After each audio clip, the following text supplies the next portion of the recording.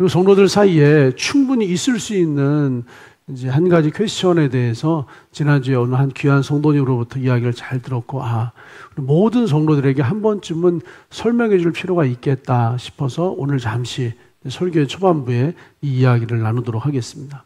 나는 그리스도에게 속하여 완전합니다. 온전합니다. 그렇다면 우리에게 한 가지 떠오를 수 있는 질문이 있습니다. 그러면 우리는 그리스도에게 속하여 완전하고 온전한 자라면, 그리스도에게 속하여 예수님만큼 거룩해진 사람이라면 우리는 죄와 무관하기 때문에 더 이상 죄인이 아니고 의인이죠. 죄인이 아니고 온전한 자, 완전한 자, 거룩한 자라면 우리는 회개를 해야 할까요? 회개를 하지 말아야 될까요? 회개한다는 건 죄가 있다는 거잖아요. 그렇죠? 죄가 있으니까 나의 죄를 용서해 주십시오 라고 회개하는 것인데, 우리는 이미 그리스도에게 속하여 완전하고 온전하고 거룩한 자예요. 그러면 나에게 지금 죄가 있다는 거예요? 없다는 거예요? 없다는 거죠. 그렇다고 회개를 해야 할까요? 회개를 하지 않아야 될까요? 만약 회개를 하게 된다면 나 스스로가 나에게 죄가 있다는 것을 나 스스로가 인정해버리는 진짜 꼴이 돼버리는 거잖아요. 그러면 도대체 나는 그리스도에게 속하여 완전한 자라고 한다라고 하는 이 표현과 문장과 아버지의 말씀 가운데 나는 과연 회개를 해야 하는 것인가? 회개를 하지 말아야 하는 것인가에 대한 질문과 궁금증, 지난주에 다들 떠오르셨죠? 네, 할렐루야. 네. 그래서 이 질문에 대해서 어느 한 성도님이 저에게 질문을 해주셨어요. 신약과 구약 66권의 성경을 통틀어서 놀랍게도요, 하나님이 그러므로 너희는 이렇게 기도해라 라고 직접 가르쳐 주신 기도가 많지 않습니다. 그래서 하나님이신 그분이 이 땅에 육신을 입고 오셨어요. 그분이 바로 하나님이신 예수님이시죠. 그 하나님이신 예수님이 직접 말씀하시기를 그러므로 너희는 이렇게 기도해라. 하늘에 계신 우리 아버지여, 이름이 거룩히 여김을 받으시오며 오늘 우리가 우리에게 죄 지은 자를 사하여 준 것 같이 우리의 죄를 사하여 주시옵고 라고 주님이 직접 가르쳐 주신 기도문 안에도 오늘 우리가 우리에게 죄 지은 사람들을 용서해 준 것처럼 나의 죄를 용서해 주십시오 라고 날마다 주님이 기도할 것을 제자들에게 말씀하셨어요. 이건 믿지 않는 사람들이 아직 예수님을 모르니까, 예수님 바깥에 있으니까 온전하지 않고 완전하지 않고 거룩하지 않기 때문에 예수님 바깥에 있는 사람들에게 그러므로 예수 밖에 있는 너희들은 이렇게 기도해라 라고 말씀하신 것이 아니라 예수님 안에 들어와 있는 제자들에게, 예수님 안에 있는 그리스도인들에게 그러므로 너희는 이렇게 기도해라. 다시 말해 그러므로 믿는 너희들은 이렇게 기도해라. 하늘에 계신 우리 아버지, 오늘 우리가 우리에게 죄 지은 자를 용서해 준 것처럼 우리의 죄를 용서해 주십시오 라고 예수님이 직접 가르쳐 주신 기도문 안에 이게 포함되어져 있어요. 이 주기도문만 봐도 우리는 회개하는 기도를 날마다 해야 되겠어요? 안 해야 되겠어요? 해야죠. 우리가 회개기도 한다는 것은 지금 나에게 죄가 있다는 거예요? 없다는 거예요? 있다는 거죠. 그럼 나에게 죄가 있다면 나는 그럼 의인이 아니네요? 나는 의인이 아니고 죄인이네요? 나는 죄가 있다는 것은 의인이 아니고 온전하고 완전하고 거룩한 사람이 아니라는 거네요. 이 간극을 어떻게 메꿔야 될까?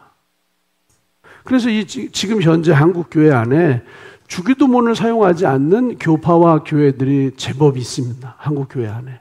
왜냐하면 주기도문, 그러므로 너희는 이렇게 기도해라 라고 하는 주기도문, 오늘 우리가 우리에게 죄 지은 자를 사하여 준 것 같이 우리의 죄를 용서해 주십시오 라고 하는 이 속죄의 기도를 날마다 한다는 것은 나는 죄인이고 의인이 아니고 온전하고 완전한 자가 아니라고 하는 스스로의 반증이 되기 때문에 주기도문을 교회에서 믿는 자들이 하는 것을 금합니다. 그래서 주기도문을 사용하지 않는 그 이단, 구원파가 있어요. 구원파는 주기도문을 쓰지 않습니다. 교회 주보 어디에도 주기도문을 써있지 않고, 교회 어디에도 주기도문이 붙어있지 않고, 예배 시간에 개인적인 신앙으로 주기도문을 이제 고백하지 않습니다. 그리고 브래들린이라고 하는 형제 교회들, 여기도 주기도문을 사용하지 않습니다.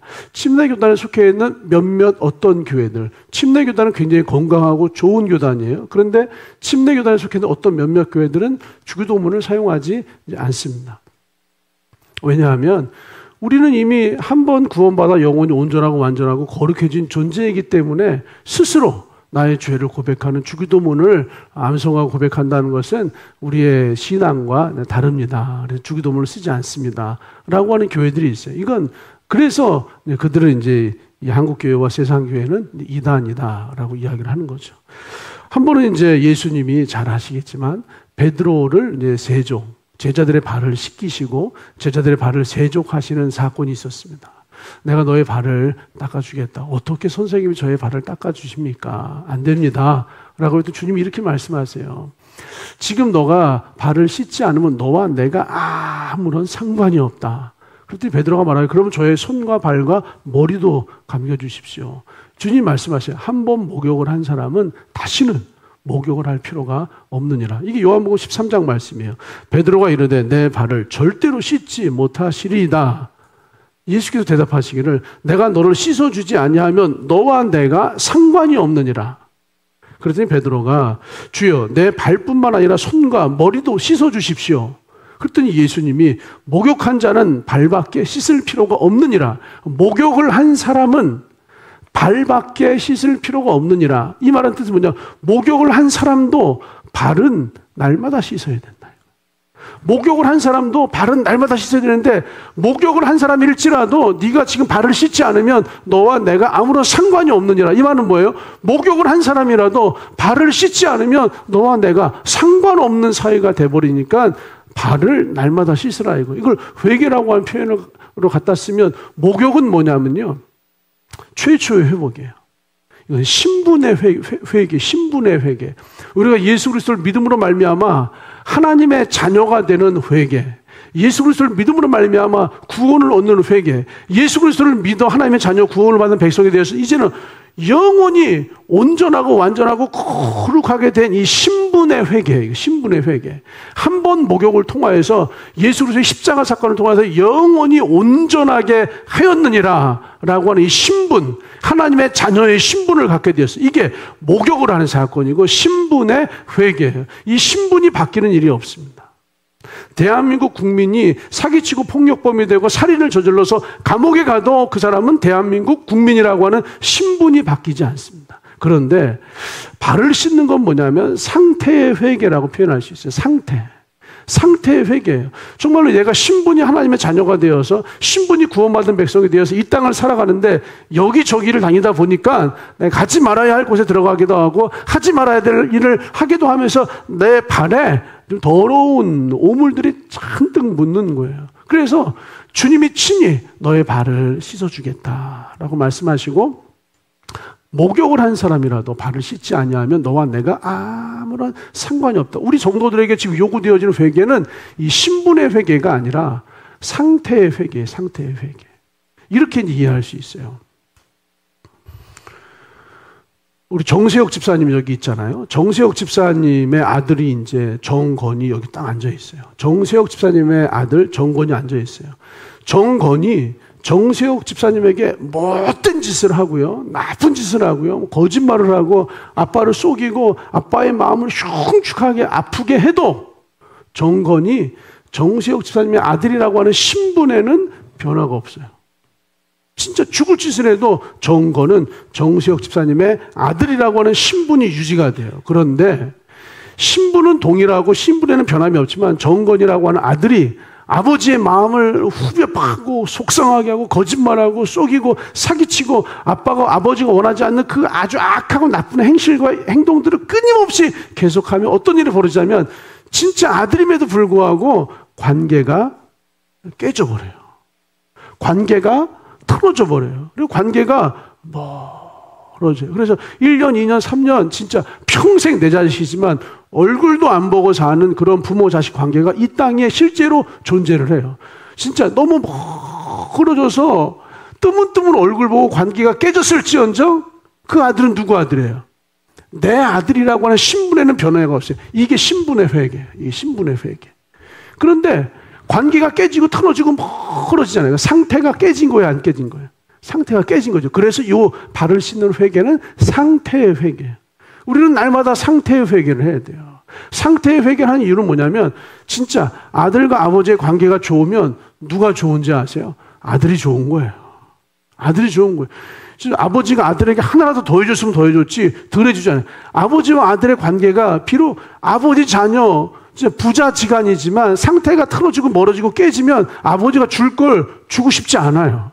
우리 하나님 아버지도 이 관계 상태가 친밀해지고 가까워지고 상태가 좋아야지 하나님이 부어주실 은혜를 부어주신 거지, 진짜 도둑질하고 속이고 나쁜 악한 마음으로 가득한 그 아들에게 하나님이 주어봐야 악한 일에 쓰잖아요. 하나님이 주고 싶어도 줄 수가 없는 깨지고 틀어져 버린 상태가 되는 거예요. 이 상태를 날마다 회개하는 거예요.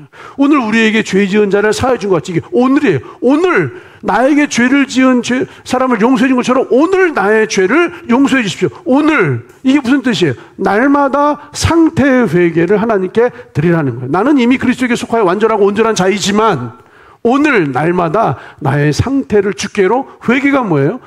마음과 생각을 바꾸다 아니에요. 그래서 찬양도 이제 여호와께 돌아가자, 이게 회개, 여호와께 회개하자예요.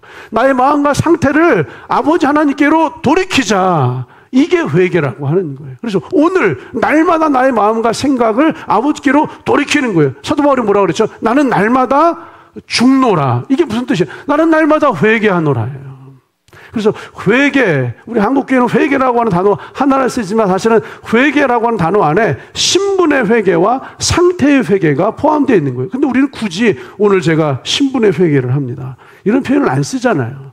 오늘 굳이 우리가 제가 오늘 상태의 회개를 좀 해야 되겠습니다. 주님, 오늘 주님 이건 상태의 회개예요. 오해하시면 안 돼요. 이런 말씀 안 하잖아요. 주님 회개합니다. 그래서 우리는 이미 그리스도에게 속하여 완전하고 온전하고 예수님만큼 거룩해진 신분을 가진 자예요. 심지어 이미 그리스도에게 속하여 완전하고 온전하고 이미 거룩해진, 이미 이루어져 있는 아버지의 교회가 세계를 가지고 있는 자예요. 믿음으로 발을 내딛고 걸어가면 우리의 상태가 성화의 상태, 우리의 상태가 성결의 상태, 우리의 상태가 정말로 그리스도의 장성한 분량에 이르는 상태가 되어지는 거예요. 그래서 주님께서는 우리의 상태에 따라서 부어주실 아버지의 은혜와 복의 양을 우리라고 하는 그릇에 부어주시는 거예요. 그래서 이게 신분과 상태의 차이가 있음을 꼭 마음에 잘 정돈 여러분 새겨 놓으시기를 주님의 이름으로 축복합니다. 아멘.